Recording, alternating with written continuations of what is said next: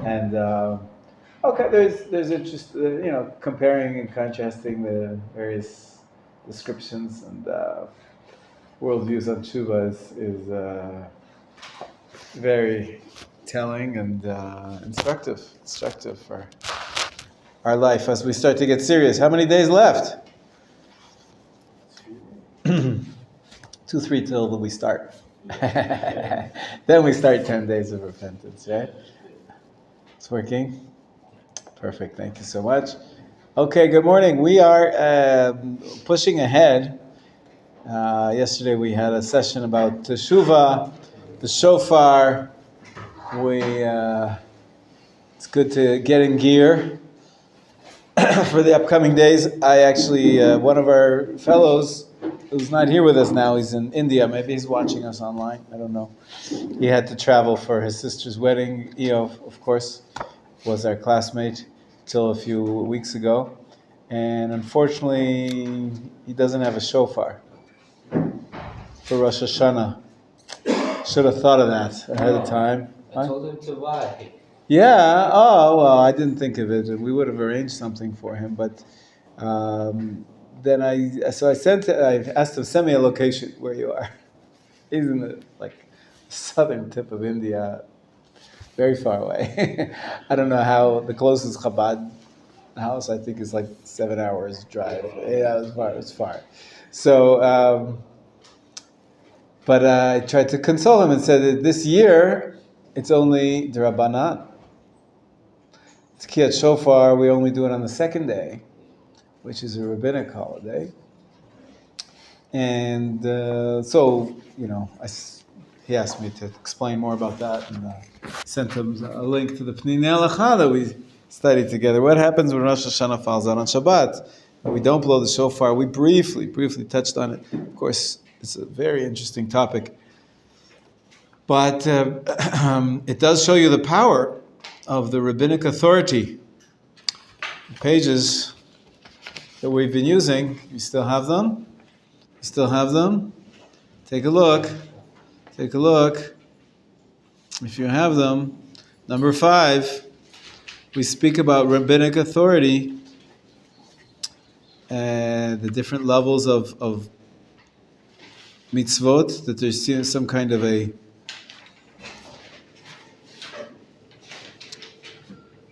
scaled gradation system between the biblical mitzvot, and underneath them are the rabbinical mitzvot, and beneath that are perhaps minhagim, and number 6, looking at the end of 5 and 6. But the top of number 5, in this chart that I'm using, right, the what's it called? Major features in terminology. We have to speak a few words about samchut, about authority. From there we get the word, when you get ordained as a rabbi, you get something called smicha. Smicha in modern Hebrew means a blanket. They don't put a blanket over your head, but lismoch means to lean, and the tradition was like Moshe put his hands on Yoshua and sort of transferred over his authority to him. So so you're sort of leaning on the next person gives him authority. So it's called samchut in modern Hebrew, is authority. And of course the authority of a biblical mitzvah is going to be higher than a rabbinical mitzvah. And yet, what do we find here? In Rosh Hashanah that falls on Shabbat, along comes the rabbis, and they tell you, don't do the biblical mitzvah. It's almost totally diametrically opposed to what I'm trying to teach you here, right? That there's layers of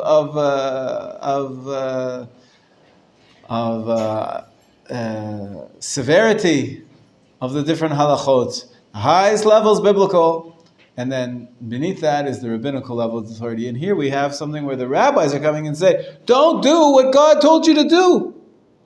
Very, very curious, very difficult to understand. Rosh Hashanah, God says, blow a shofar. Along comes the rabbi and says, sorry, it's Shabbat today. Don't blow the shofar. God knew it was Shabbat. He knew that when he said every Rosh Hashanah you have to blow the shofar, he knew that some of them are going to come out on Shabbat. He didn't seem to make any stipulation there that except for Shabbat. Well, so here basically there's two approaches. One is just because I just want to summarize quickly this issue of Rosh Hashanah and Shabbat, as it's coming up in a few days, and we're not going to be blowing the shofar on the first day, only on the second day.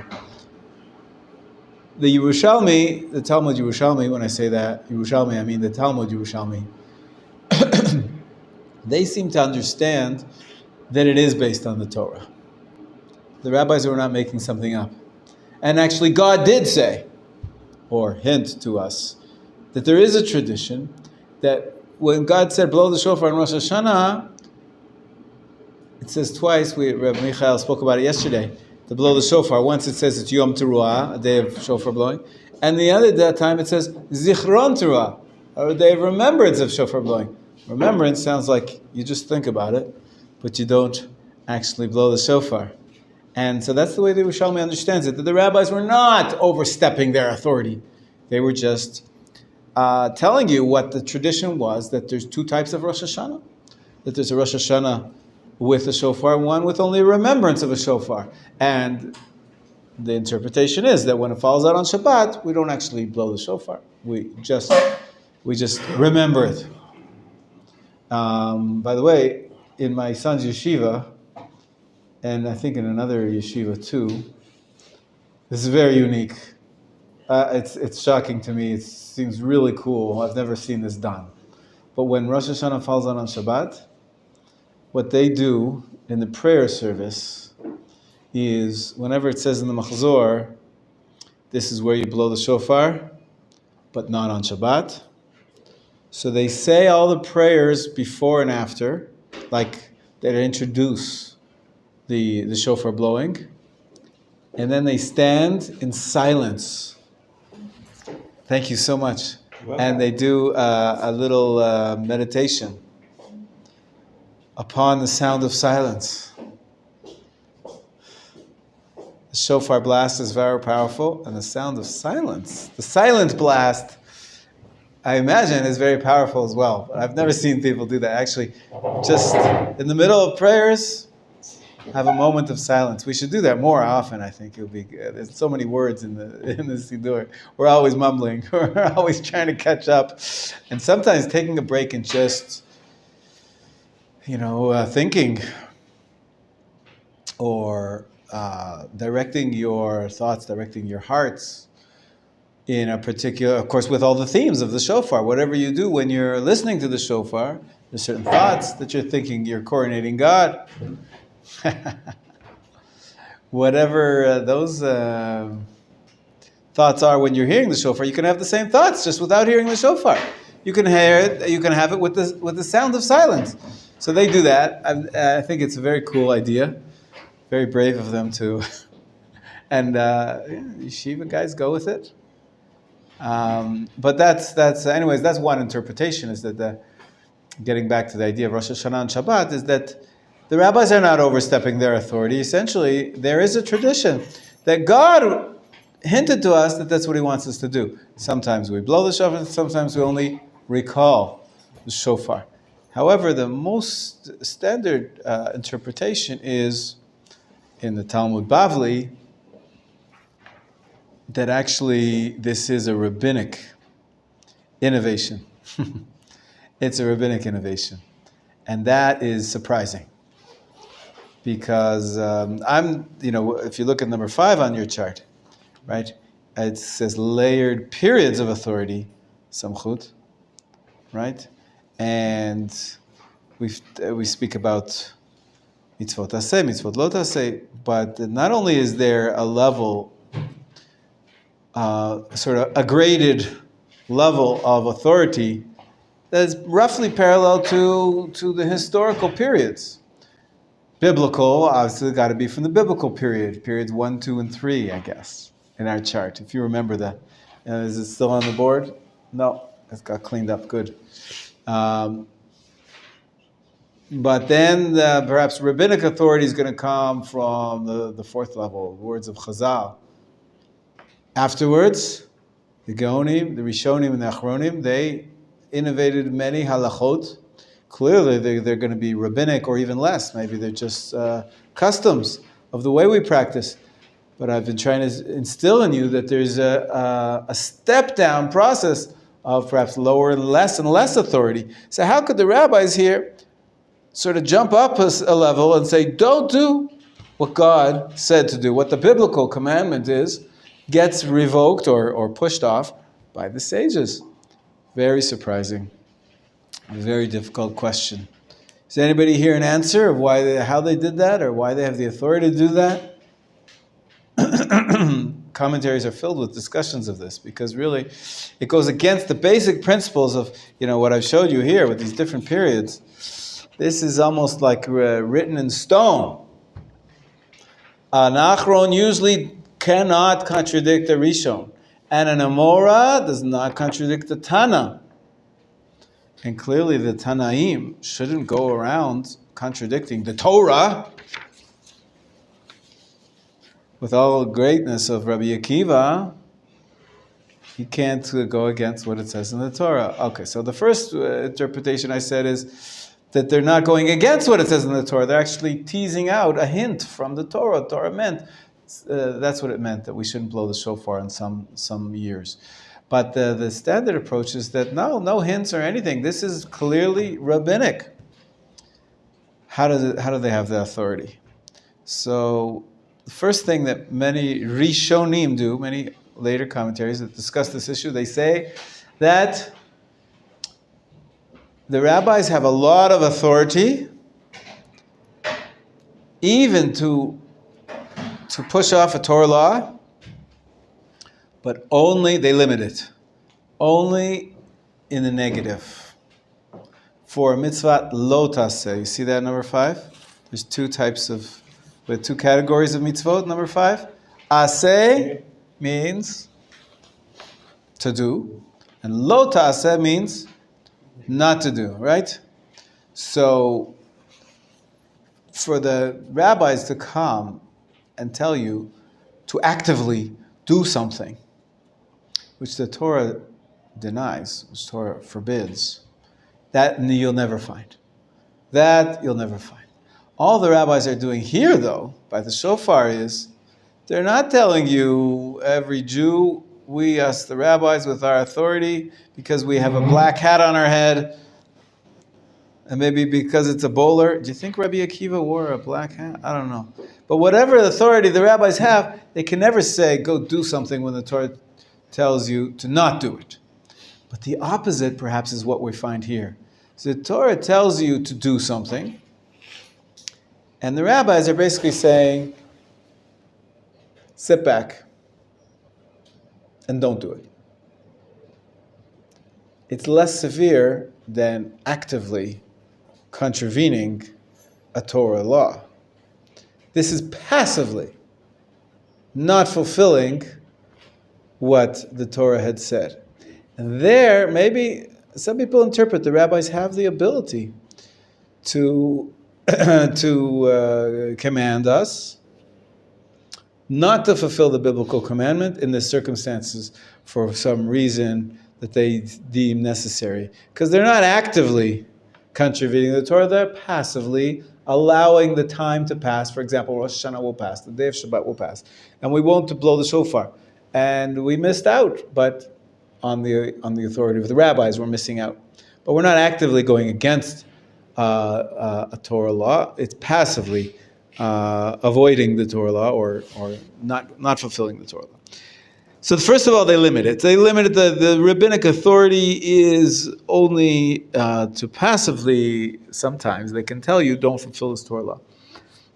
It still doesn't really answer the question, why do they even have that power? The rabbinic power shouldn't even apply to prevent you from keeping the Torah law. The Torah wants you to blow shofar. Along comes the rabbi and says, don't blow the shofar. Who are you going to listen to? Listen to God says, blow the shofar. The rabbi says not to. Of course you should listen to God. Why? So this is perhaps really really important principle. That's why it's here on the chart. We have to understand the authority of the sages. It's not like that the rabbis are coming, and in the fourth period here, the sages, and they are saying something of their own accord. Our belief is that all the way back in the written Torah, the Torah gives authority to the rabbis. He tells us to listen to the rabbis. It's not like he just gives us the Torah and then says, sink or swim. Go live it, go interpret it, go do what I said. He tells us, go do what I said under the guidance of the rabbis. The rabbis were given the authority to tell us how to fulfill these commandments. Very important principle. It's true, maybe it's limited. They'll never tell you to do something actively against the Torah. But they do have the authority to tell you that you should not fulfill this mitzvah. For example, don't blow the shofar when Rosh Hashanah comes out on Shabbat. The rabbis have that authority. It's such a strong authority. It doesn't contravene Torah, God's words, because God told us that I'm putting my Torah in the hands of human beings. The Torah I'm giving you is to be interpreted and administered and transmitted to you through this chain of tradition. Remember, we did the arrows. We said this chain of tradition has the authority to sort of filter the biblical mitzvot through them. And if they tell you that when Rosh Hashanah falls out on Shabbat, I think they can never say this mitzvah we're crossing it out of the rule books, right? And they're never going to say, perhaps, actively go against the Torah's words. But they do have authority even to tell you that in this case, it's not the right thing to fulfill the Torah obligation. And you'd be fulfilling what God wanted by listening to the rabbis in this case. And I think we mentioned why the rabbis say, and according to the Talmud Bavli, according to this reasoning, why do they feel so strongly that you should not blow the shofar when it comes out on Shabbat? Does anybody remember? Yeah, so why is that so important? What is such an important principle? The rabbis are not willing to compromise it even one iota to fulfill a biblical command, to blow the shofar on Shabbat. What was their principle? Why did they say no? People might carry it. Yeah, which means people might carry it, which means? You're breaking Shabbat. Breaking Shabbat. That's it. It shows you how important the Shabbat is. In the Jewish worldview, Shabbat is so important that it even could push off once a year. Once a year it's a mitzvah. Sometimes it's once every few years. It doesn't always come out on Shabbat. Next year it's not going to come out on Shabbat. By the way, I looked at the calendar. You know what happens next year? This year Rosh Hashanah is Shabbat and then Sunday, right? The 2 days, so it's overlapping. Next year we have the rare occurrence all over the world of 3 days. 3 days. Because Rosh Hashanah is Thursday and Friday, and then it brings us straight into Shabbat.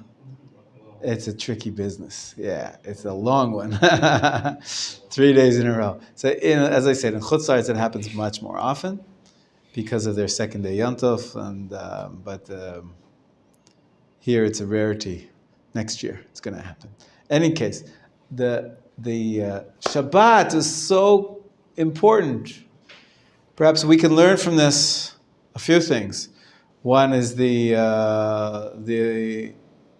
tremendous authority of the rabbis, of the sages. Right? This is not any rabbi can just make up a rule like that. We're talking about the authority of the sages now, the rabbis in the fourth period, right? Chazal. They're the ones that said, do not blow the shofar on Shabbat. They have such tremendous authority, number one. And number two is the value of Shabbat. How we try to avoid violating the Shabbat. It's not really forbidden to blow the shofar on Shabbat. What's forbidden is to carry the shofar outside of the Eruv. They think, if everybody's blowing the shofar, then one person is going to take the shofar to an expert, teach me how it's done, and it seems a little bit far-fetched even to it's a very, very outside chance that Shabbat will be violated, but it shows us how severe it was in their eyes that because of the mitzvot, somebody should be violating Shabbat. And so they said, no shofar when it comes out on Shabbat.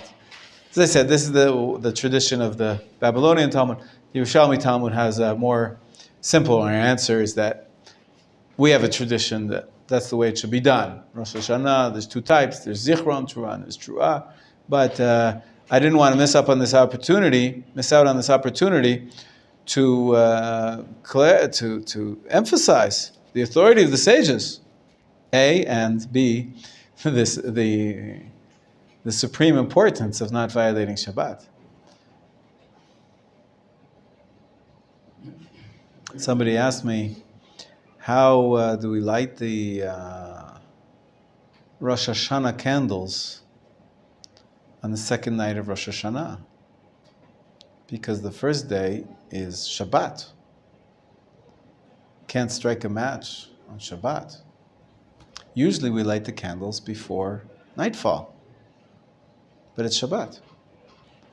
And then, so we wait till Shabbat is out. Now it's Rosh Hashanah. Can't strike a match on Rosh Hashanah either. The laws of the festivals are this, we don't strike a match on festivals either. So how are we going to light we light candles on the first night of Rosh Hashanah and the second night of Rosh Hashanah. We light candles on both. How do we do that? Anybody know? That's right.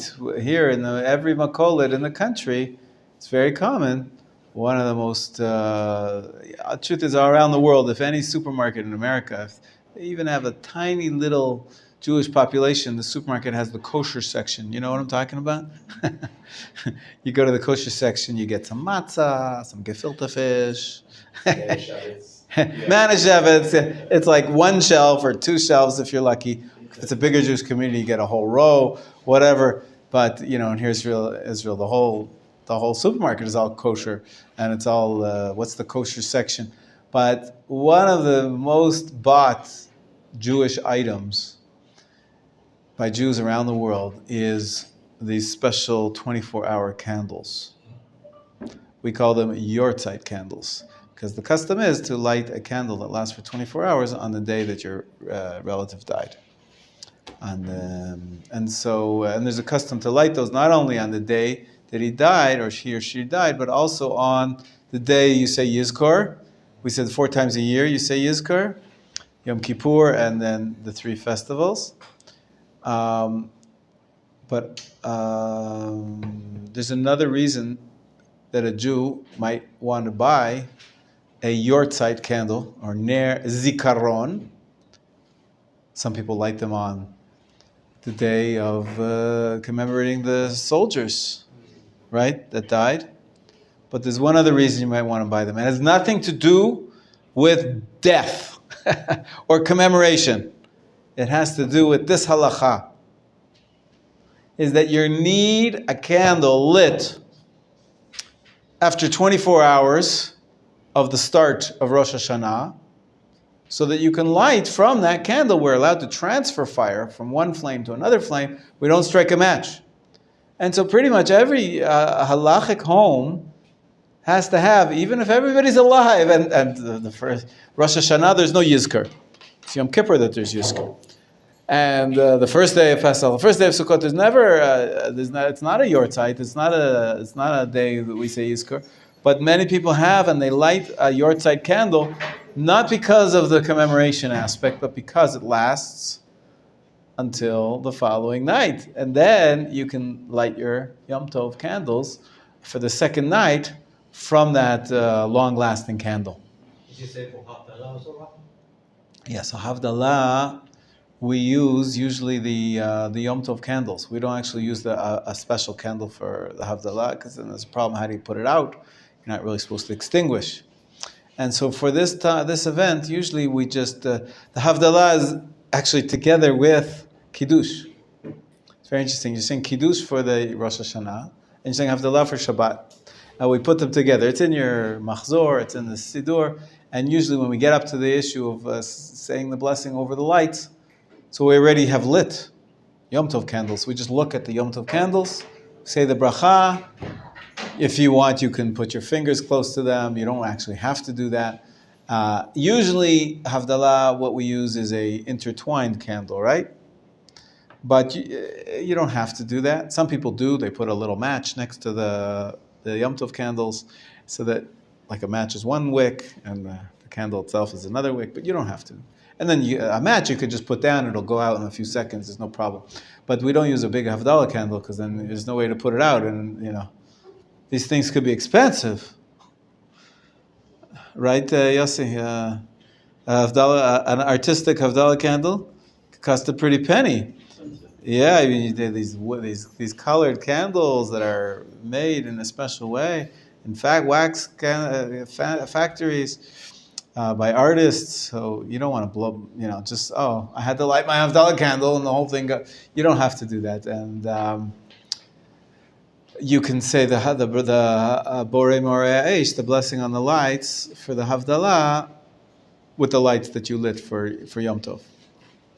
They're there near you somewhere where you're making your Kiddush. So you're making Kiddush and Havdalah at the same time. So we use the mesh to translate. Just use the Yom Tov candles before Kiddush. Usually that's done before Kiddush. And then you make the Kiddush, and when you get to the line that says, now say the bracha on the light, you just look at the candle. You can go close, put your finger next to the candle, but you don't have to. Okay, you don't light a special candle for Havdalah. That's and one more thing to stress is that you only transfer the fire from your long-lasting candle. I'm not going to call it a yortzeit candle because it's not about the yortzeit. The long-lasting candle, the 24-hour candle, you transfer it over with a match or something to your Yom Tov lights only after dark. It's not like an Erev Shabbat that we always have to light. How many minutes before sunset? 18 minutes around the world. Here in Jerusalem, it's 40 minutes before sunset. We have to be very careful to light the candles for Shabbat before it gets dark, before sunset, because it's going to be Shabbat. You're not allowed to. Here it's the opposite. Don't do it early, because it's still Shabbat. Once Shabbat is over, and it's fully dark, then it's Yom Tov. And Yom Tov has the special rule that you're allowed to transfer fire. And so you light your Yom Tov candles later. Some women do it after they come home from synagogue, after they come home from shul, after Mariv. You don't have to do it right away, the first thing. It's not like Shabbat. First thing is you got to light candles quickly before Shabbat starts. No, on Yom Tov it's the opposite. Do it later. Yeah, we should do it for the time when you're eating your meal. That's one of the reasons we light candles. That you should have light around the meal. And it's usually we do it before Kiddush. Make sure you don't do it before it's dark. Transfer the fire. Now the question is, Hananel, let's say you're not in Loblaws, or you don't have a kosher section in your supermarket, or you didn't think of this because you didn't study in Machon Meir, and you didn't have the fundamental shir to tell you to buy one of these 24-hour candles, and you have no lit candle. And now it's Motzei Shabbat. You need a lit candle for two reasons. You need a lit candle so that you can transfer the fire for the Yom Tov candles. And you need also a candle for Havdalah. You need to say the Havdalah and to make the bracha on a candle that's lit. What do you do? What do you do? If you have a goy, that's a good, yeah. If you have one, he really shouldn't be lighting a fire for you. You're not allowed to tell your non-Jew to do melacha for you on Shabbat, only like in extreme circumstances like cold or heat or something for the sake of, that's a big necessity. I don't think you're allowed to tell a non-Jew to light a fire for you. You just strongly hint at it. You could hint, maybe, yeah. It'd be hard to hint about, see those matches over there? Wonder what happens when you strike one.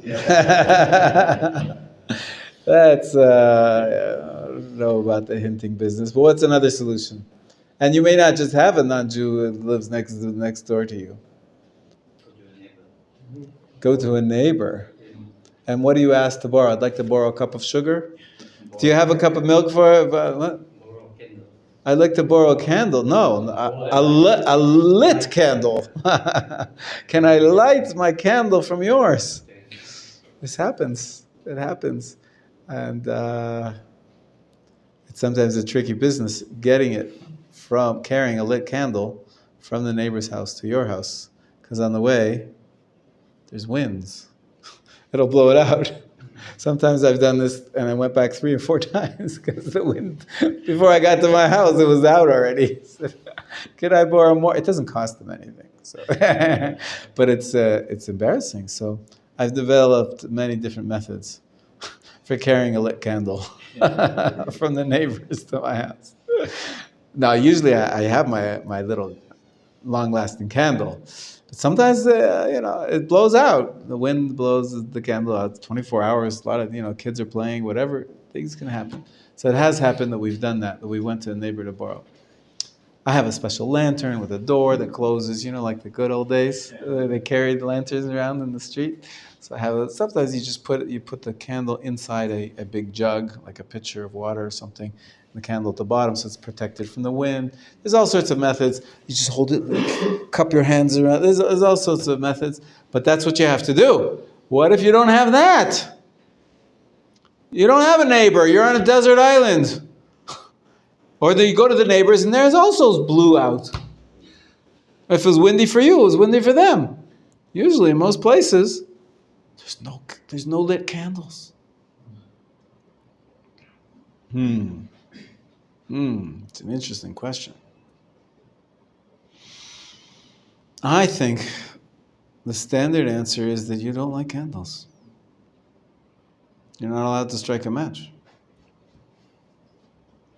Even though you miss out on the Shabbat candles, the Yom Tov candles, excuse me, and you miss out on the Havdalah and saying the bracha on the Havdalah, I don't think you can violate the rabbinic law of striking a match. But I want to look that up. I may be mistaken. It could be that there's a special leniency here, but I think the answer would be that you just don't light the candles. You're not allowed to violate it's a rabbinic rule, violate the rabbinic rule about Yom Tov, that we don't strike a match. We only transfer fire. And if you don't have any fire to transfer from, you don't.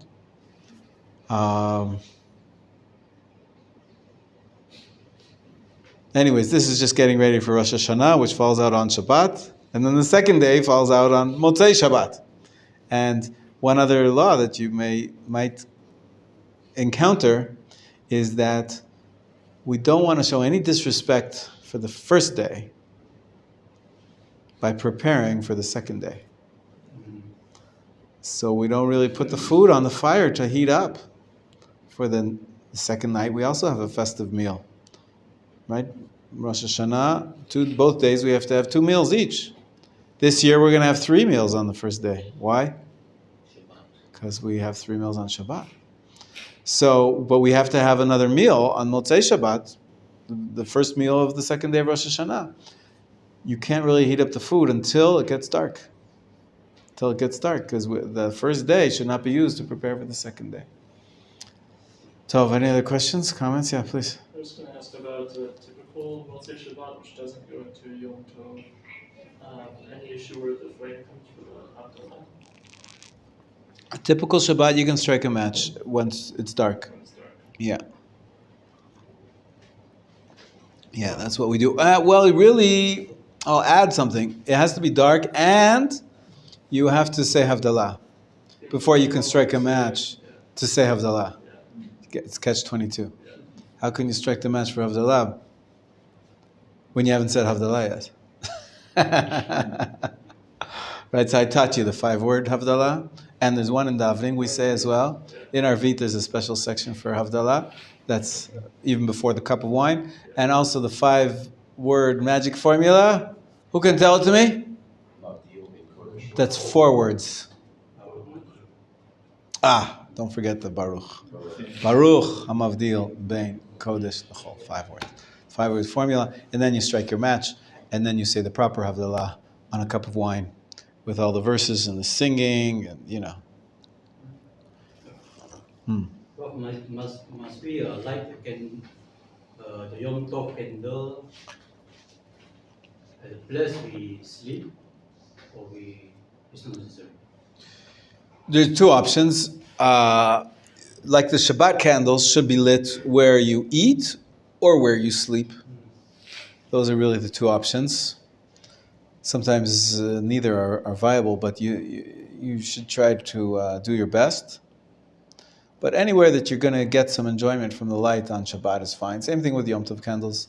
It's where you eat or where you sleep. Sometimes you go to a neighbor's house to eat, and then you come home to sleep at your house. So where should you light candles? Where you're going to eat or you come to sleep? Many people like to have the candles lit in their homes, which makes sense. You're supposed to have light in your home, even though you're going to go out to eat. So they say that's why they make these candles very big, so that they'll last for the entire 2 hours, let's say, until you come back from your meal. You'll still be able to enjoy some of the light of the Shabbat candles. It's not absolutely required, but that's the best. Usually it works out. But you have an option if you want. You can light the Shabbat candles, go before Shabbat, if it's Shabbat. On Yom Tov, you don't have to go before. You can light those candles where you're going to eat by your hosts. That's fine. You're going to be enjoying the meal by your host. You can light the candles there. And on Yom Tov, where you don't have to do it early, you can actually do it when you arrive at the host's house after the services on the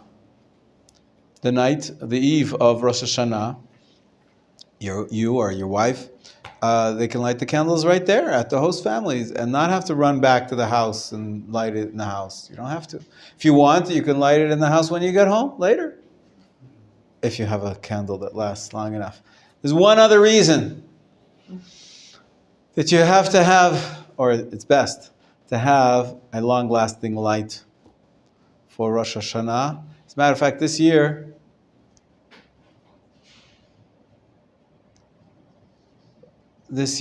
many people will be buying a double long-lasting candle that lasts 48 hours, not 24. They sell those too.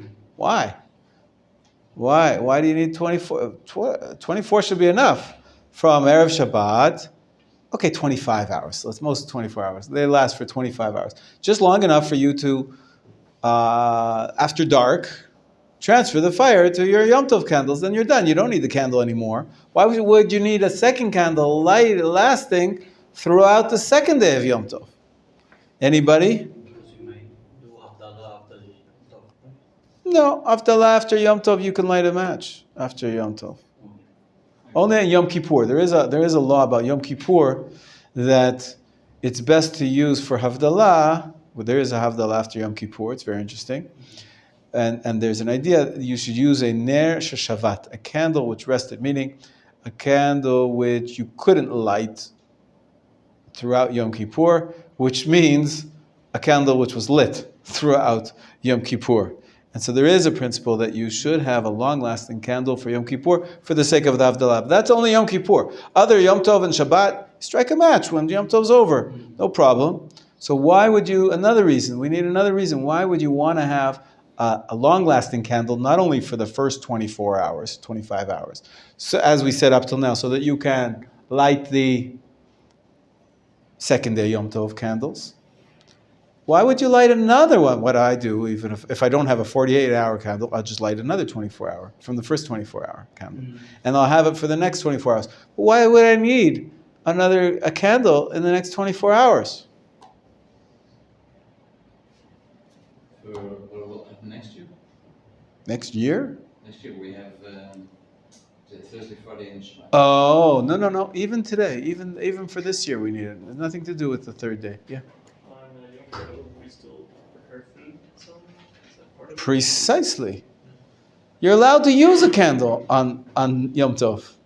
You're allowed to cook on Yom Tov. Usually my wife doesn't cook on Yom Tov because she prefers to relax, go to shul, and there's enough to do just preparing the salad or whatever it is, and she doesn't want to be spending her time in the kitchen. This year, we already have a plan. She has a menu already. It's a few days. You got to prepare if you want to host people. I think we're having, for the first night of Rosh Hashanah, we're having 18 people. Wow. Including ourselves. We're going to be 18 people. So you got to prepare ahead of time. You got to have a menu. You have to do the shopping. I actually have to go do some shopping now. But this year she decided on the second day of Yom Tov, I'm going to cook the food fresh. Because it's Yom Tov, it's not Shabbat. You're allowed to cook. But you have to have a candle to be able to light the stove. You can't strike a match. And you can't push the igniter switch either. That's the same thing as lighting a match. That's igniting. That's creating a spark. That's what we don't do. So you can turn on the gas, but the truth is in my stovetop, I'm going to have to pull out the plug because it's an automatic igniter. You know those ones that you push it in, and just when you turn it, you hear a spark go off. There's not like a separate spark igniter. It's automatic. It's the only way to avoid creating that spark is by taking it out of the electricity. We'll take out the plug. And so the gas still works, but the igniter doesn't. And what are we going to use as an igniter? We're going to transfer fire from our long-lasting candle with a match. We'll put it next to the gas. And then she'll be able to cook on the gas on Yom Tov. That's right. So many people cook on Yom Tov. I was shocked. I think I was in grade 6. How old are you in grade 6? What, about 11 years old? 11 or 12 years old? I think it was 11. I was younger. And we spent the year in Israel. That's where I got a head start on my Hebrew, Baruch Hashem. My father was a professor. We came to Israel as his sabbatical. I was playing with my friend. My friend, also 11-year-old, we went over to his house, and he says, let's cook up an egg. I was shocked. First of all, I've never cooked an egg in my life. I'm 11 years old. Most 11-year-olds, I don't think, can cook for themselves. This kid was very impressive. Second of all, it's Yom Tov. Who cooks on Yom Tov? I mean, you're allowed to. I knew that. I didn't think he was like being irreverent or anything, but I was a little shocked. But there, right next to his stovetop, was a long-lasting candle, and this 11-year-old kid takes the match and he puts it on the candle and he lights the gas range, and he cooks us up eggs on Yom Tov. I couldn't believe it, but here I am talking about it 50 years later, or 45 years later, whatever it is. And he's absolutely right. You're allowed to cook on Yom Tov. I'll just finish and then I'll take your questions. Many people don't cook on Yom Tov. They prepare ahead everything, and for good reason. I still think that's a good thing to do. The reason is because why did the rabbis say that you're allowed to cook on Yom Tov? Well, they wanted you to have fresh food, so you'd be tasty for the Yom Tov. Nowadays, we have a refrigerator. We have a hot plate. We have so many methods that some people will not be able to distinguish between a freshly cooked chicken and a chicken which was made a day ago and put in the fridge for a day and then heated up.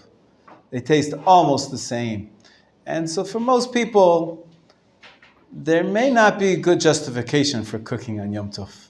The whole idea, the justification is that you want to have the best food possible. So the most fresh food, tasting food. But if you're not going to taste the difference anyway, then it might be better to not cook on Yom Tov. As I said, to use it our Yomim Tovim look very much like a Shabbat. But it is technically allowed, and some people can tell the difference. I mean, I can, but I don't make a big deal of it. But you can taste when it's really, really fresh. It is a different taste, and and if you want to enhance your Yom Tov by having very fresh food, 100%, I think it's a greater thing to do. There's other considerations, like I said. Do you want to spend your time in the kitchen? Or do you want to spend the time, learning Torah, or speaking with your friends, or going to shul? So there's a lot of other things that conflict schedule-wise. But technically, you're allowed to cook on Yom Tov, and it, in the right context, it could be a good thing. So, but you need a candle to transfer from. You can't strike a match. So that's the tricky business, and that's why we're going to be lighting a long-lasting candle. I'm not going to call it a yortzeit candle. Although when you buy them in the store, they won't know what you're talking about unless you say Ner Zikaron, commemoration candle. That's essentially the primary reason they're made. They're made for use for mourning and for commemoration. But we, halachic Jews, we use them for other reasons, to be able to light our Yom Tov candles on the second night, and to be able to cook our food. Now, on a regular, like next year, Rosh Hashanah is on Thursday and Friday, we can cook on the first day too.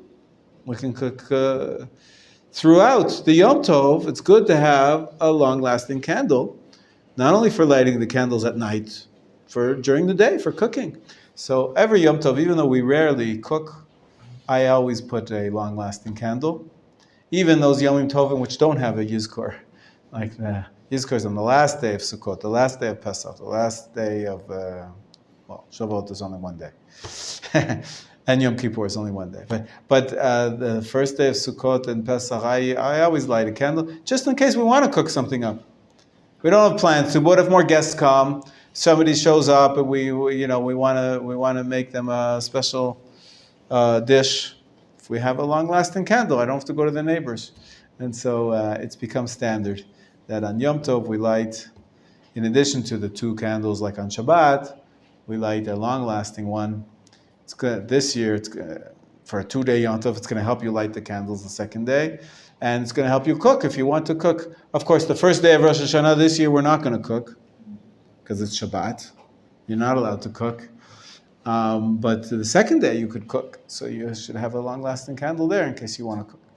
All right, questions, Jake? So if you are going to cook on Yom Tov and you light the stove top with the match, you just put out the fire by blowing it out? Good question. So no, the you're not allowed to put out the fire. So the match you just put down, it blows out after a few seconds. It burns out. The big problem is, what do you do with the gas? You're not allowed to turn it off. Extinguishing a fire is not allowed either. So there are some tricks, but that's why also my wife was attracted to maybe cooking on Yom Tov, on the second day of Yom Tov. We know it's going to be over in a couple of hours. Even if we leave the fire on, it'll be on for a couple of hours. We don't have little kids in the house so much, so we don't have to worry that it's a hazard. And the gas will be left on for a couple of hours. We don't turn it off. The match is no problem. That expires. But those who do have little kids in the house, and those who want to cook for Yom Tov maybe on the first day, like next year when it's Thursday, Friday, if you cook at 12 p.m. for the first day Yom Tov, you're going to have the gas on for another 36 hours? That's very wasteful, and you won't have gas in left. Also, you want to have, so you have to come up with tricks in order to extinguish it. What are some of the tricks? How do you extinguish the gas range on Yom Tov when you're not really supposed to? Turn it up to the tank. Yes, some rabbis allow you to turn off not the stovetop, which is right where you're cooking and where you're using, where you see the fire, and immediately if you turn that button off, it'll go out. That is not allowed. But if you go to the source, if there's a gas balloon, or if there's some piping that goes into the apartment building from outside the house, there, if you turn that valve off, so no more new gas is going to come in. There's still some gas left, and so it's not going to turn off immediately. And so that's called grama. Grama is, some rabbis allow that to be called indirect extinguishing, and that's one solution. It's a little bit of a secret. Shh, don't tell anybody on YouTube. But there is a tradition that Rav Moshe Feinstein allowed that to some of his students who asked him. And there are some rabbis who say this explicitly. As long as you don't turn it off immediately where the fire is, but at an earlier stage in the chain of the transmission of the gas, like where the balloon is or whatever, then that's considered to be indirect, and you're allowed to do that on Yom Tov. That's one solution. Any other solutions that you've heard of? Some rabbis say that's not allowed, because even though there's a delay of 10, 20, 30 seconds, still, you know it's going to happen for sure, and it's directly because you turned the valve that it's going to be extinguished. What's the difference how close it is? So there's a debate about that. But there is who to rely on if you want to use that method. There's another method. Anybody? The full water. Great. You've been here for over a year, I think. You've been a Yom Tov as a Jew already. Good. You're learning something. But we do it differently. With this pencil tip, I can close it. Not directly closing the Knob. no. Then Why is the knob any different than a pencil? Why is a pencil any different than a knob? there's another we are using Because it's a tool? Nah, that no, doesn't. not tool, no. A pencil. No, just like this. It's the size of this one. The size of that. A pin. When they do it, Yeah. it is closed now, no? And then after that they close it, the main line. I understand, but I don't see why that's any different. If it's right near where the fire is, and when you put the pin in, it doesn't matter what you use, whether it's a pin or a pencil or whatever. I understand. Whatever, it doesn't matter what you use. If it's going to cause the fire to extinguish within a few seconds, same thing as closing the knob. I don't think that would be allowed. I've never heard of such a thing.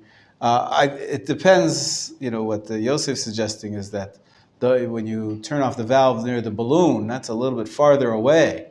So maybe, but to do it right there in the house next to the stove, I don't see any justification of that. But just like even I thought it what they are just like what. Well, you have to ask the rabbi. Ask if the rabbi allowed that. Ask him why he says that's allowed and why. He must consider that indirect as well, but Most of the people I know, yeah, they do that. Yeah, seems a little bit too lenient for me. Doesn't seem to be justified in the way I learned the topic. But there are other solutions, and Stephen said one of them. One of them is that you're allowed to cook, right? So it's always good to have a hot cup of tea. Can always have another cup of tea, right? Binyamin, Chaim. Can always have another cup of tea. So when you have, in order to have a hot cup of tea, you need to boil some water. So you take a pot and you put it on the stove that's on, right, the gas range that's on, and in order to heat up some water for your use. You're allowed to cook on Yom Tov for your use. You're allowed to cook up water, so boil up water so you can have a cup of tea. So when you put the water into the pot, use a very small pot. Fill it up to the brim. Fill it up to the top. What's going to happen when it gets boiled? When it starts to boil? It'll spill over. The spilling over the water extinguishes the fire. Once the fire's out, then you can close the valve and not have gas in the house. It smells and it's not healthy. But once the fire's out, there's no problem closing the valve. It's just causing the spill, which indirectly puts out the fire. That's another method that people use on Yom Tov. Any other methods that you've heard of? Yeah? Or you want to suggest? Or just get the water. Get the water urn. Yeah, so you always have hot water. Yeah, it's true, but it won't help you turn off your gas. Yes. That's the idea here. How are we going to turn off that gas after cooking?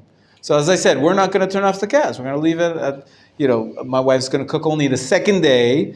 We won't be cooking until, 1 in the afternoon after the services are over. And what is there, another 5 hours Shabbat? Sometimes you lose the gas on for 5 hours. And it's not it'll cost us maybe 10 shekels. I don't know how much gas it'll cost. It's not, so we'll just leave it on, I think. We'll see. Maybe I'll use one of these methods. We can discuss. It's dangerous, but if you have kids in the house, if there's no kids in the house, what's dangerous about it? I don't put things on top of the oven. Make sure you don't put any towels down there over there, but that could cause a fire. If it is dangerous, then use one of the methods, by all means. There's another method that I want to tell you about, unless you have one to suggest. This is going to cost you a few shekels, though. That's why I mention it last. Because I've never done this method because I'm too cheap. It costs money. Do I want to spend money on Torah and halacha? Well, I guess I do. But though I don't cook much on Yom Tov. That's really been our preference. There are families that cook every Yom Tov. They want the fresh food and they don't want to prepare the day before. And so they cook every Yom Tov. And so they invest in a gadget. Halachic gadget. It's very cool. You can buy it in the hardware store now. It originally came out from the Institute for Halacha and Science. There's a few of them actually. And it uses the same principles of indirectly causing the gas to go out. And listen to what they did. Basically they have a little timer, a manual timer. So you can, and it's attached to the gas supply line, wherever it comes from, the balloon or wherever. It's in your kitchen. And before you turn on the gas, you turn the timer, like an egg timer, right? You turn it to, okay, I need the gas now for 30 minutes. So you put it to 30. And nothing happens. It starts to click, to tick off, right? And then you take your candle and you light your fire. Because it's on, there'll be gas coming through the pipes. And then you cook whatever you need to cook for 20 minutes, 25 minutes. When you're done cooking, that timer is going to run out. It's going to close off the gas supply automatically. So it's indirect. You turned the switch, but you turned the switch before there was even any fire. There's nothing wrong with, starting a clock. So you started the clock, and that's ultimately what's going to indirectly be causing the extinguishing of a fire later on. And many rabbis say that that's fine. That's another good way of indirectly turning off the fire, maybe the best way, other than leaving it on. But if you want to extinguish the fire, the problem is this machine costs 200 shekels. I don't know exactly, whatever. And you have it installed in your kitchen, and it helps you where you've installed it. But if you didn't install it, then you don't have that. But I think it's called grama. Grama means indirect action. Grama gas. I don't know what the commercial name is, but there's a grama switch as well. And if you don't have any of those, so you cook before Yom Tov, or if you cook on Yom Tov, then you leave it on. Now I want to add one more thing. There is one more trick. And this is not even a trick. This is really, it has to be real. And that is when you cook, like for example, when I make onion soup. Does anybody know how to make onion soup? Have you ever made onion soup? No, you don't know how to cook. Do you know how to make onion soup? Yeah. So it's delicious. Come by one time, I'll give you some. You fry up some onions. And you fry them till they're ready. Okay, they become translucent. They become transparent. And labriut, refuah shlema. I have a few of these here if you want. And then you add the water, and it boils up. And then it needs to cook for like an hour, 2 hours, 3 hours.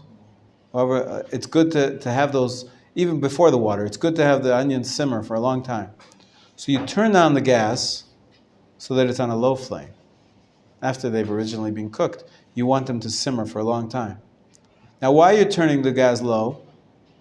Because you're cooking. That's the best way to cook this dish. So you're allowed to do that. It's just like you're allowed to transfer a fire and to use fire for cooking, you're allowed to lower the fire, not to extinguish, but to lower the fire. So if you need to lower the fire so that the food won't get burned, then you're allowed to do that. So That's another solution, is that you don't actually turn off the fire, but you lower it for the sake of the cooking. And then whatever is, it stays on is only a low flame, not a high flame. I'll have to tell my wife to remember that before she finishes cooking up her dish. I think we're having some pargit, some spring chicken, and just so that it doesn't burn, she should lower it. And then whatever we leave it on for a couple of hours, it'll just be a low flame. It won't even cost me 10 shekels. Maybe it'll just cost me 1 shekel. So. Anyways, this is about cooking on Yom Tov. Again, only the second day this year, because the first day is Shabbat. And you need to have a candle to transfer the fire from. And that's why you'll see people buying Yortzeit candles. Even though there's no Yizkar on Rosh Hashanah. There is on Yom Kippur. And there's going to be on Shmini Atzeret 2 weeks later. So I made a calculation because we're having my mother-in-law. She lights 3 Yortzeit candles. 1 for her mother, 1 for her father, 1 for her husband. I light 2. 1 for my sister who passed away. And my father who passed away. My wife lights 1. So we're already up to 6 candles.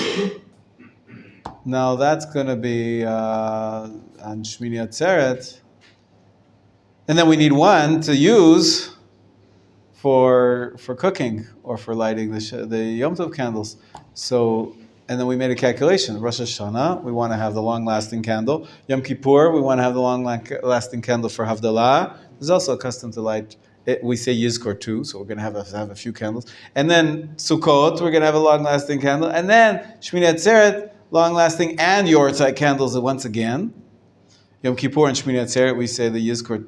So we need like 15 Yortzeit candles. I have to check if they came when we made it in order. Yeah, please. Do you need to light the Yizkor candles yourself, or can your wife light them for you? That's a good question. I don't think there's really a halacha about that.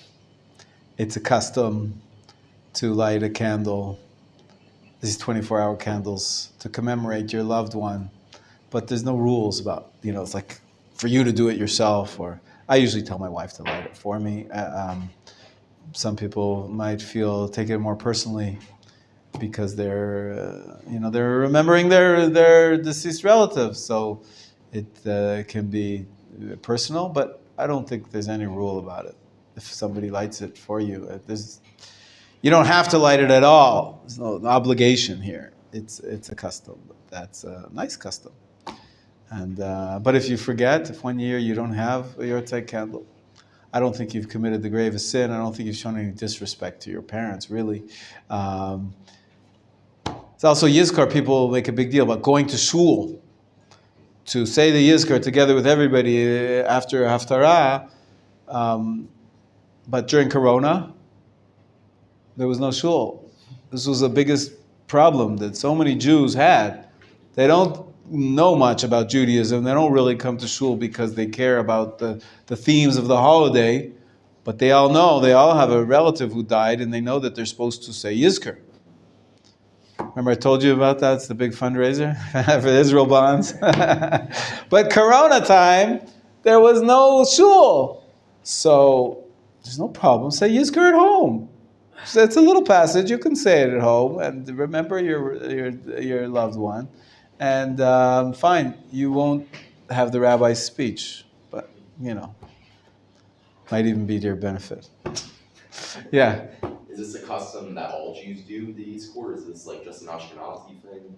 Yizkor is Ashkenazi. The lighting a candle and remembering on the day of death, that is an ancient Jewish tradition, goes back to the Talmud. And it's in all communities. Lighting candles. In some Sephardic communities, they're really into lighting candles. Some Sephardi women, or women in general, that like this idea, they light every Friday night the 2 candles for Shabbat and an extra candle for the memory of a holy tzaddik. So, Rabbi Meir Balanes. Heard of that? You light a candle for Rabbi Meir, you light a candle for Rabbi Nachman, if you're a Breslover Chassid. There's the concept of lighting candles to connect to that person, their soul, their ideology, to connect to their spirit. So there's lots of customs of lighting candles. But Yizkor in Shul, that particular prayer, is Ashkenazi only. Yeah. Yeah, as far as I know, yeah. It's maybe it's a little weird, but it's not based in the climate also, because the Ashkenazi has some traditions that base is cold, Right. is dark. Yeah.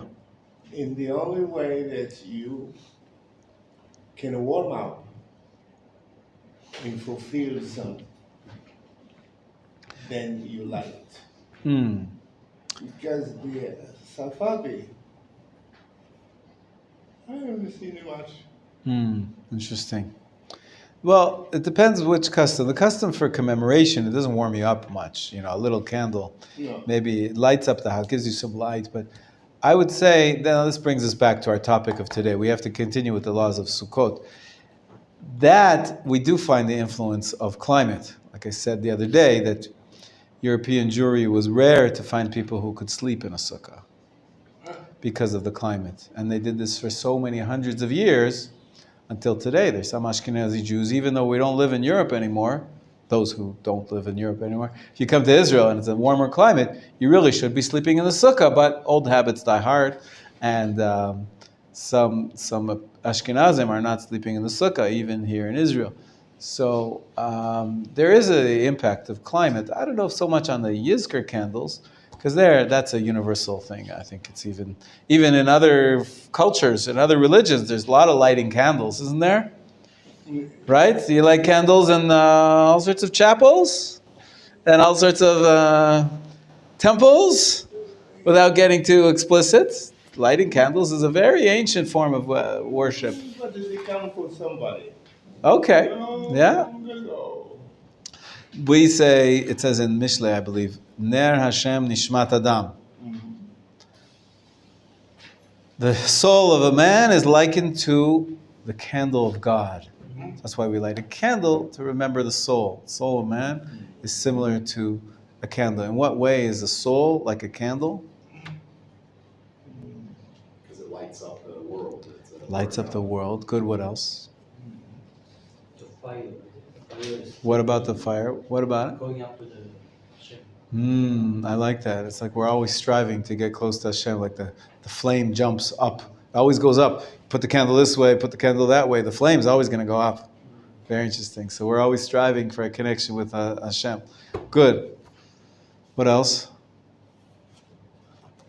Why is the soul connected to a candle?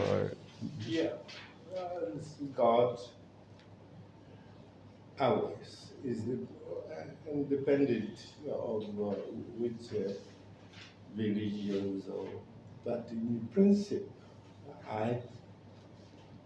the cultures that I know, the people that is not Jew, they are still lighting. They do light candles, yeah. They light candles. Right. So I asked myself, and I asked them, why? Yes, I do this, is beautiful, but they don't tell you. They don't know. They don't know why. A lot of people have old customs. They don't know really why. I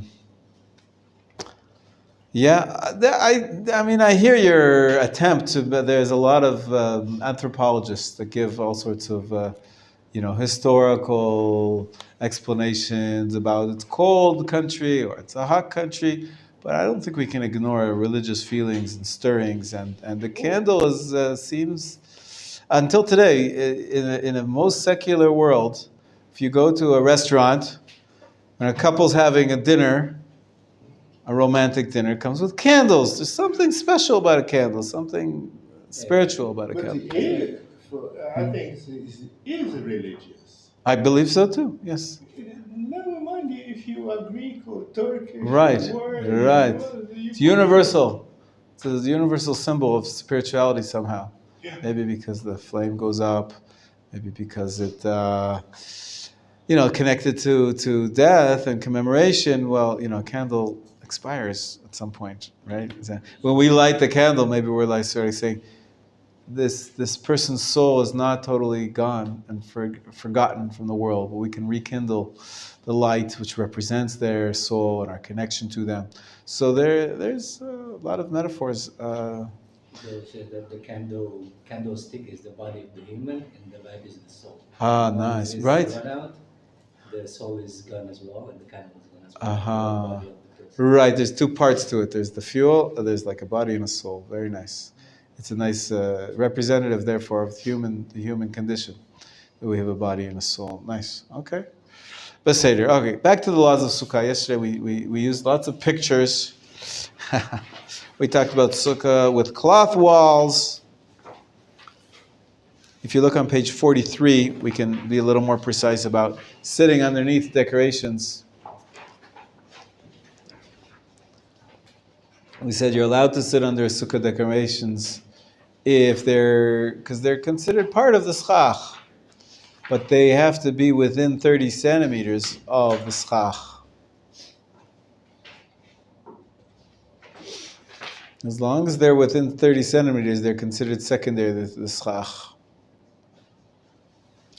But if it's further down, then you shouldn't sit underneath it.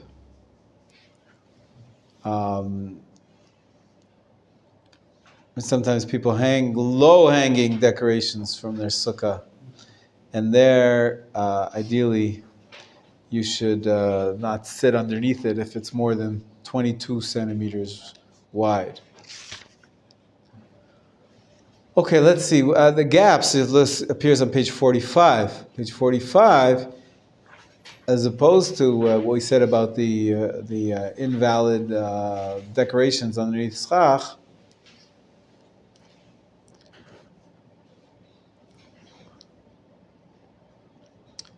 if you look at page 45 at the top, that's section 11 in chapter 2. If there's a patch of invalid schach made of plastic, for example, in the middle of kosher schach, or if there's a concrete beam that invalidates the schach underneath it. Then if the invalid schach is wider than 4 tefachim, one may not sit underneath it. So if you have a gap that's wider than 30 centimeters, don't sit there under that gap. But if it's less than 3, it's not significant. You can sit underneath a small airspace. If you look, there's a branch here and a branch there, and right where my seat is, there's an empty air. It's okay as long as it's less than 3 tefachim.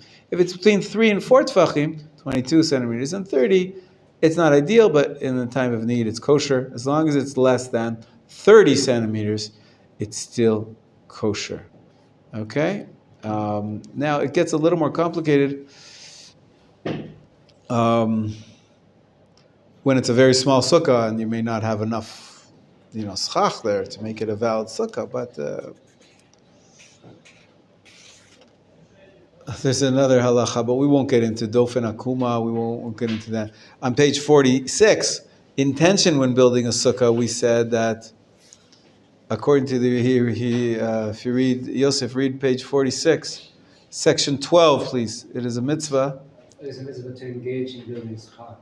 According to the sages of the Yerushalmi, one even recites a bracha upon doing so. Who has sanctified us to obey these commandments and commanded us to make a sukkah. However, in practice, we follow the ruling of the Babli and recite the bracha on the mitzvah when we fulfill it, namely when we sit in the sukkah, menachot and shulchanot. Nevertheless, putting up a sukkah clearly involves a mitzvah element. The pious and virtuous would hurry to begin building sukkah right after Yom Kippur, so as to go directly to one mitzvah to the next. They try to finish it by the next day. For one who has an opportunity to do a mitzvah, he should make sure not to miss out. Okay, so what do you hear after Yom Kippur? What do you hear in the neighborhood? Hammers and nails. Many times you hear people hacking and knocking. You'd think that, come on, we just spent the whole day in shul. We're hungry. You had a meal. And then you hear people banging. It's a beautiful custom to go from one mitzvah to the next. So that seems to indicate that it's a mitzvah to build a sukkah. As we said, we don't say a bracha on it, but there is an element of, it's definitely a good deed. Go ahead. According to the Shemai, one must build a sukkah with the intention to fulfill the mitzvah of the festival with it. As we read, Shahod, Aseh, or make. The 7-day festival of Sukkot, the Barim. Without such intent, the sukkah is invalid. However, the halakha follows Beit Hillel's view that one need not put up the sukkah specifically for the mitzvah of the festival. Rather, as long as he built it up to provide shade, it is kosher. Therefore, a sukkah built by shepherds or guards to protect themselves from the sun is kosher. Is a sukkah made As is a sukkah made by a non-Jew to provide himself with shade. So this is what I answered you the other day, right? That of course you can have a non-Jew help you build a sukkah, even if he didn't want it to be for the sukkot. He built it for himself, for whatever, as long as it's for shade, it's kosher. We follow Beit Hillel, not Beit Shammai. You don't have to have the intention. And however, go ahead. However, the sages say that if the sukkah was not built for the mitzvah of the festival, the something should be added to it before the festival. For example, one could add a square tefach of sichach or a strip of sichach that extends the length of the sukkah, the Shalamit Mishnah Berurah. The same applies to an old sukkah. A sukkah from a previous year that was never taken down. It does not... Technically, it is kosher. Technically, it is kosher, but since it was put up for a previous year, it does not count as having been put up for this year's mitzvah. Therefore, lechila, one should add either a square tefach or a strip of schach along its length. What does that mean, lechatchila? Ideally, you should do something with the schach. But if you don't, the sukkah is still kosher. Last year's schach somehow stayed on. I don't have to do anything. I just go in the sukkot, sit down, make a bracha, no problem. Listen, the truth is my schach stays on from year to year, but it falls off a little bit. It moves a little bit. So I always adjust it. And I usually put on some new branches too. But I don't have to. Sukkah stays from year to year. It's fine. Some people have a more permanent sukkah than mine. They don't even have branches. They have a pergola of wood. And so the wood roofing, as long as it's made properly, he's going to talk about it in the next section, that it can be a halachically kosher sukkah as well. Okay, go ahead to the next page. This is a beautiful halacha, which says that you're not allowed to steal some wood or some boards in order to make your sukkah. Right? That would be defeating the purpose. You're not allowed to do a mitzvah through an avera. Right? What's an avera? What's a mitzvah? You can't do a commandment, a positive commandment, by transgressing a negative commandment. That's in general, and regarding sukkah even more so. You have to, the ta'aseh, velo mina asuya, said you shall make, and not something ready-made. There's a few other principles as well. We're going to go on and to the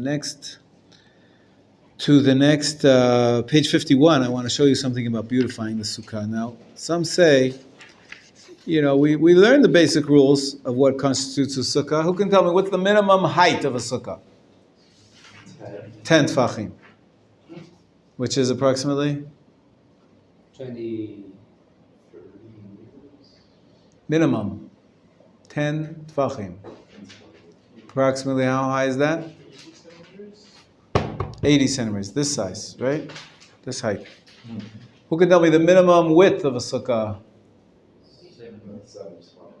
7 tfachim, which is about 56 centimeters, right? 8 centimeters per tefach. And who can tell me how many walls do you need on a sukkah? 3, but the third one can be a little bit fudged, right? It can be play some halachic tricks with it. Even the first 2, you can. Once you have the first 7 tfachim wide, the rest can be extended. How high do the walls of a sukkah have to be? 9 meters. 10. 20 tefachim. They can't be more than 20 amot tall. That's the extension. How high? I said it cannot be above 20 amot. That's true. And what about how low can the walls be of the sukkah?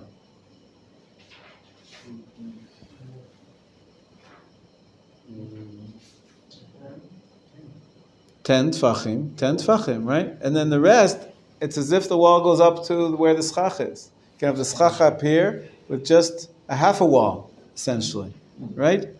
We discussed that. So we learned all these rules about the sukkah. And I said that when my kids were younger, they didn't really like that the sukkah was not closed in. Didn't feel like a sukkah. What's a sukkah supposed to feel like? It's a home, it's a dwelling, it's a place where you hang out, right? You're going to live there for 7 days. Eat there, sleep there. Play on the computer there. Right? If you have to play on the computer, where should you do it?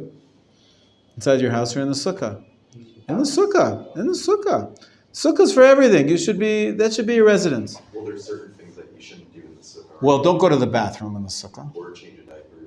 Change a diaper, right. Something which is disgusting, you do that in the utility room or whatever you have, right? But things which are mundane, you're reading a book, right? You need a break from yeshiva, all this heavy learning, and so you're reading a novel. Okay, you really, of course, you guys are not going to read cheap novels.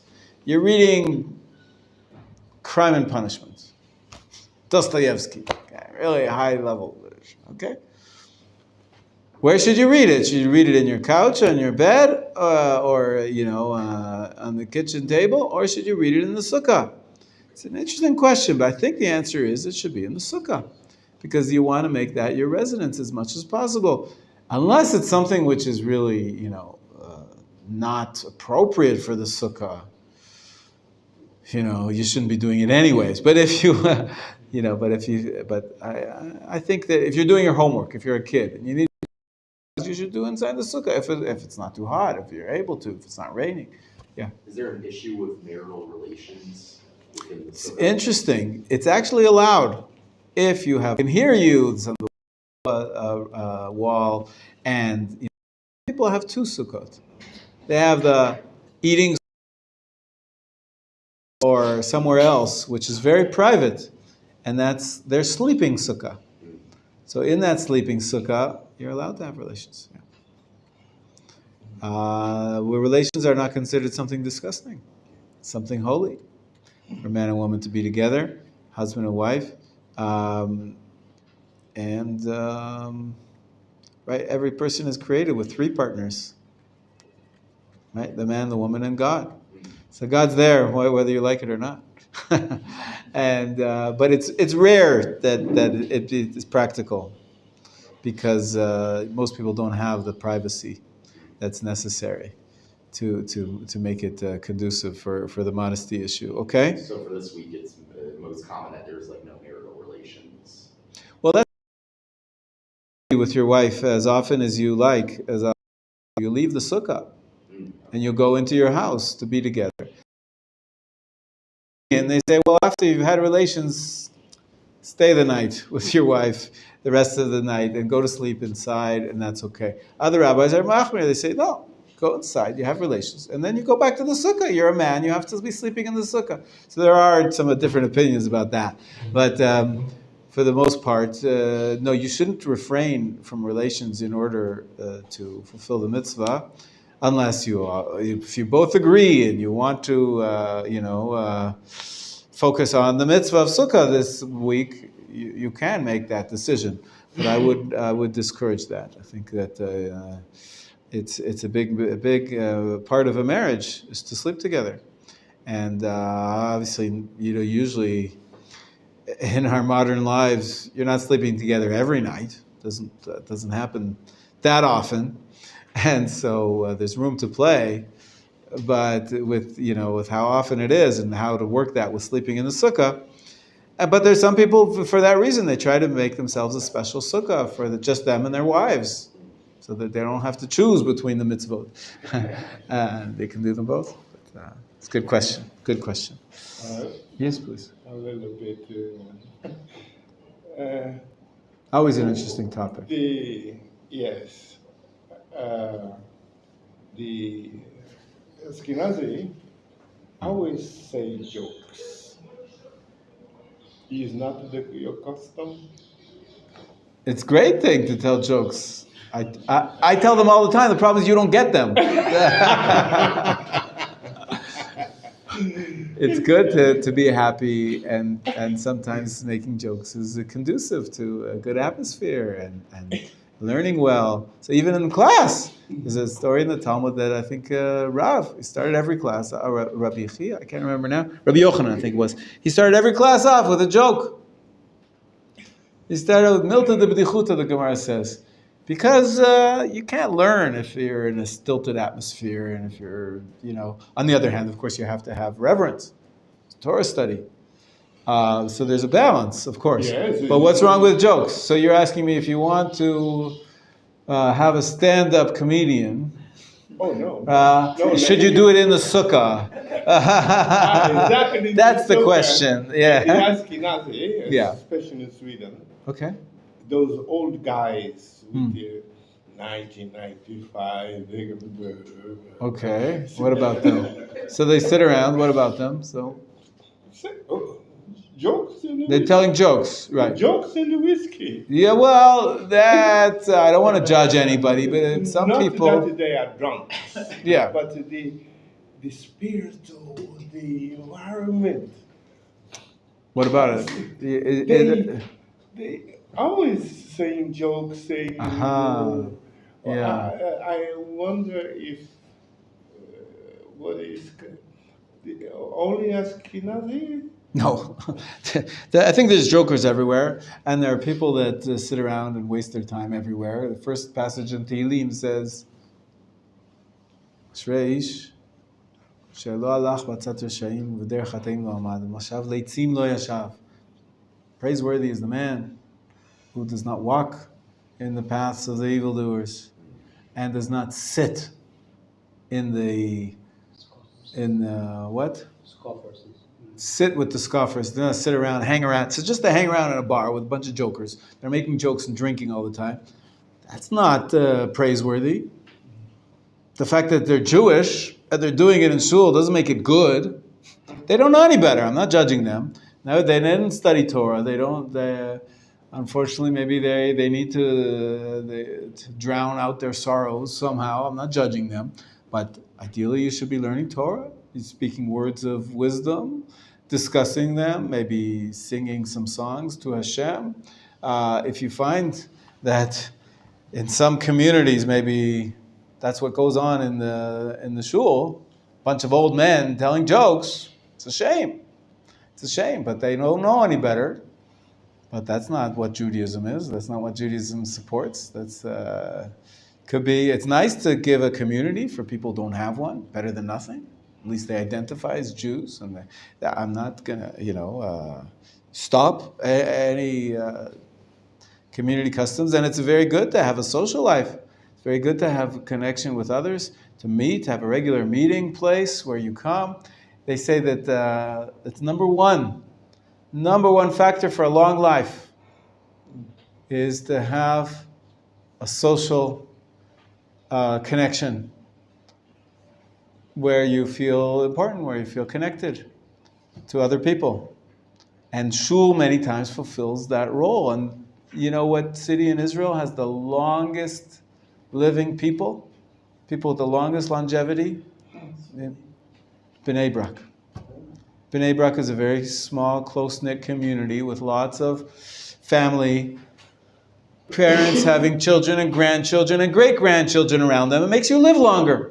So, I'm not going to be against a communal gathering. Is that the ideal, to sit around and drink and say jokes? No, that's not the ideal. But in some cases, it's better than nothing. It's not nasty things that they do. Good. Because in Sweden, the old guys, whoo, there's a party.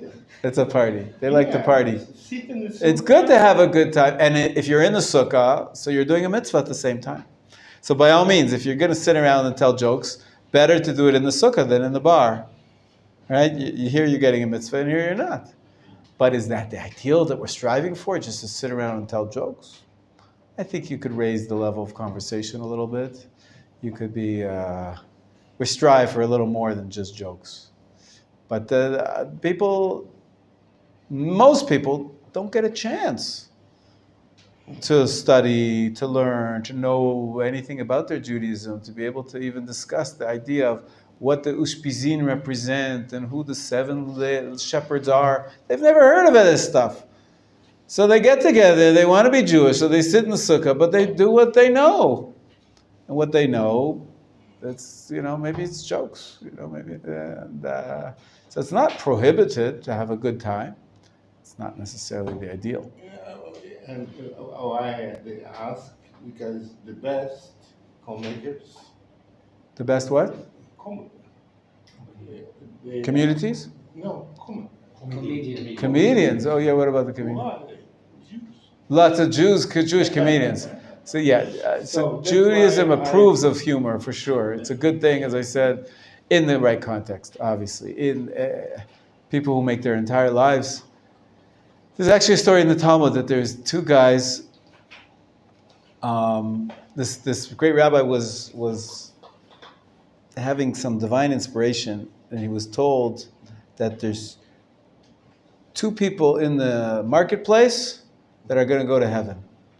So he sent his students to try and pick them out. Who are these 2 guys that are going to heaven?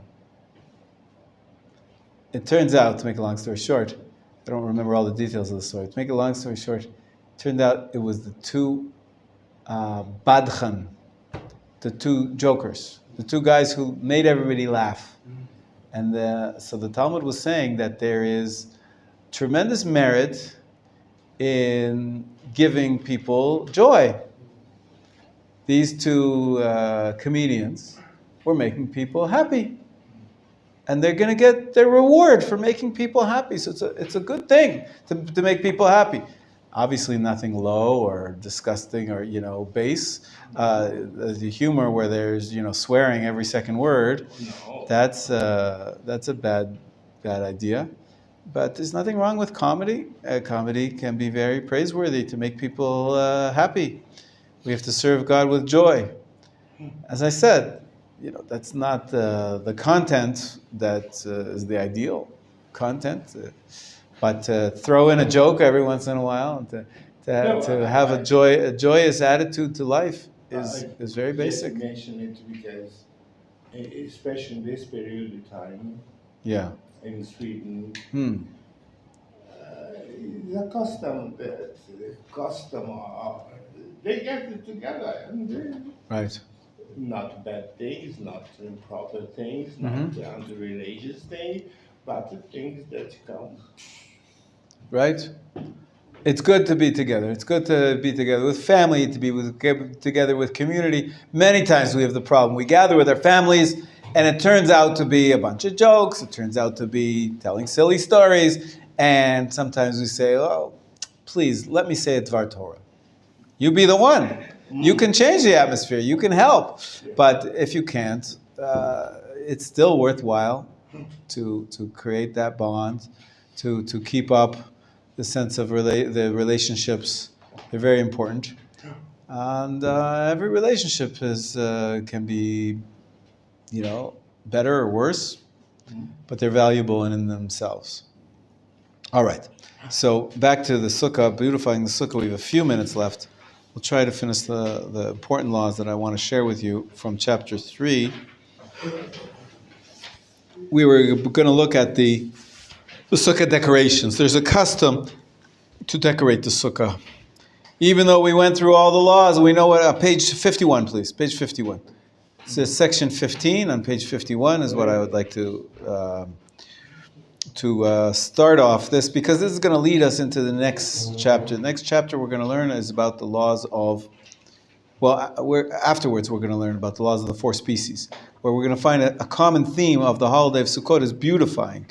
We talk about the beautiful species, and then we're talking about the beautifying the sukkah. So we still have to learn more about, by the way, your questions that you were asking about, what should I do in the sukkah? what should I do outside of the sukkah, that's the next chapter. Chapter 3, we're going to discuss it a little more tomorrow, but then we're going to move on to the 4 species. Unfortunately, we only have like 5 days left of classes. In total.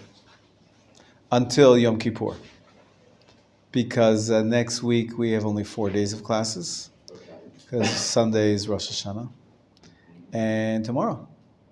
That's it. And then the following week is already Yom Kippur, and we don't have classes on Yom Kippur or the day before Yom Kippur. So that's it. We have 5 days of full classes left. Of course, part of the yeshiva schedule is the Shabbat. It's Rosh Hashanah. It's Yom Kippur. The fact that we don't have classes in the class, like we're sitting around the room now, it doesn't mean that we've finished our session. Our study session really ends only after Yom Kippur, when everybody goes home or you go about your business for a couple of weeks. You're mainly getting ready for Sukkot, celebrating Sukkot, and then after Sukkot we come back for the next month. Yeah. So after Yom Kippur and the summer Zman officially ends, like there's still going to be people here though, right? Like the Elul Zman officially ends. There's still going to be people here, yeah. Especially in Machon Meir. People don't have a home to go to, or their home is 8,000 miles away. Yeah. So no, the dorms are open. I believe there are meals, maybe a little bit less than usual, but there are meals. Oh, there's still meals. I think on the Sukkot holiday, there may be no meals. But before and afterwards, there are, and we'll take care of you. We'll help you, set you up with families for eating meals. By all means, you can stay in the dorm throughout the break as well.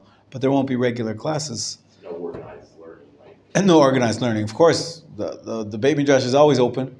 The library is always open. The books are there. And we never stop learning Torah. Just I stopped teaching every day. But the regular schedule, it changes. But okay.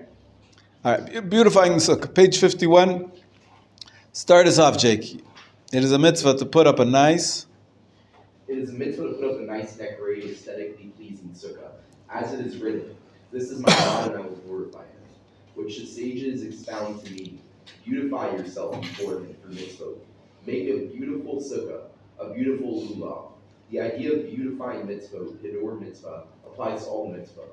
In the times of the sages, they customarily decorated the sukkah with colorful tapestries and wall hangings.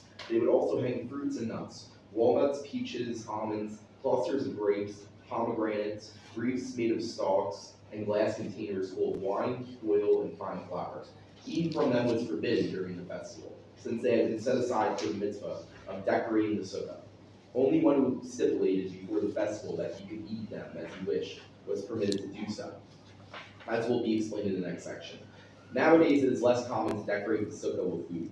Rather, we decorate the sukkah with paper and plastic chains, paper flowers, pretty pictures, and decorative lights.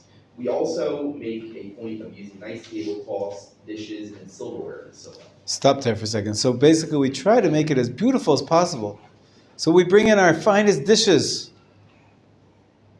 Silver, and the kids make decorations, artwork. We hang it up in the sukkah. It's more rare that we actually use food, real food. Nowadays, what do they sell for sukkah decorations? Plastic fruit. It won't get ruined if it rains, and you don't need to worry about the tumah with the fruit, right? Because it can be an issue if you're hanging up real. True. Although we only use it as decoration anyways. We're not actually using it as schach. Schach is going to be kosher schach regardless. This is just hanging on top of that, or underneath it, physically. Underneath it, we decorate the walls, we decorate the ceilings. There's a lot of rules that we're not going to read. The next section, he talks about the holiness of the sukkah and its decorations. Actually, the food what they hung up, if you hang up a bottle of wine, it's pretty. You go to a restaurant, sometimes they have on the wall 100 bottles of wine as the decorations, right? It's pretty. Or if you hang up a bunch of grapes, it's pretty, but then you're not allowed to eat them because it's called muktzeh. Muktzeh means set aside. In this case, it's not like we know about the concept of muktzeh from every Shabbat. There's certain things like a pen you're not allowed to handle on Shabbat because it's called muktzah. It's set aside. Pen is used for writing. We don't write on Shabbat. So we don't want to be moving or touching. Most people think it's touching. It's actually moving. You don't move muktzah on Shabbat. Same thing on Sukkot. We don't move, but we're allowed to write. We're allowed to use pens during Chol HaMoed. If it's used as a sukkah decoration, it's called muktzeh lemitzvato. It's set aside for its mitzvah. That wine or those grapes, my mind was that I don't want to eat them. If I want to eat them, I'd put them in the refrigerator or in a fruit bowl. The fact that I'm tying it to the sukkah, it means that I'm setting it aside to use as a decoration. And so you're not allowed to partake of it for 7 days of Sukkot. So this is called muktzah of the decorations. But as I said, usually what nowadays we use decorations are decorations. We're not going to use them anyways. So there's not really a big, but we don't, if you have a decoration that you want to use, don't. You're not allowed to.